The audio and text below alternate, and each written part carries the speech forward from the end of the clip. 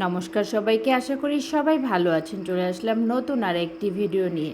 মাছ মাংস খেতে যেন আজ আর ভালো লাগছে না, সব সময় একঘেয়েমি খাবার খেতে ভালো লাগে না, তাই আজকে একটু ভর্তা করে ফেললাম।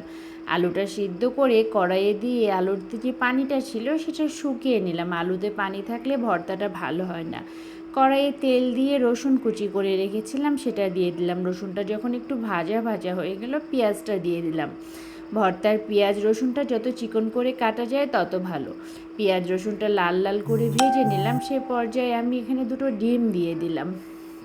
বাচ্চারা তো ভর্তা এমনিই পছন্দ করে, আর ডিম দিয়ে ভর্তা তৈরি করলে তো আর কথাই নেই। আমি শুকনা মরিচ চিলি ফ্লেক্স করে রেখেছিলাম। এমনি শুকনা মরিচ দিলে হাত দিয়ে মাখতে কষ্ট হয়, কিন্তু এইভাবে করে রাখলে কষ্ট হয় না। আমি কিছুটা কাঁচা পেঁয়াজ আর কাঁচা মরিচ দিয়ে দিলাম, আর একটু লবণ দিয়ে দিলাম টেস্ট অনুযায়ী। ভর্তাটা গরম গরম মাখতে খুব কষ্ট হচ্ছিল, একটু ঠান্ডা করে নিলাম। একটু সরিষার তেল দিয়ে দিলে ভর্তাটার টেস্ট যেন আর একটু বেড়ে যায়। খুব ভালো করে মেখে নিলাম যেন আলুটা শক্ত না থেকে যায়। ডাল ভাত দিয়ে ভর্তা, খিচুড়ি দিয়ে ভর্তা, রুটি দিয়ে ভর্তা, যে কোনো কিছু দিয়ে ভর্তা খেতে খুব ভালো লাগে। গরম ভাত নিয়ে নিলাম, ভর্তা নিয়ে নিলাম, সামান্য একটু ঘি নিয়ে নিলাম, ডাল আর লেবু।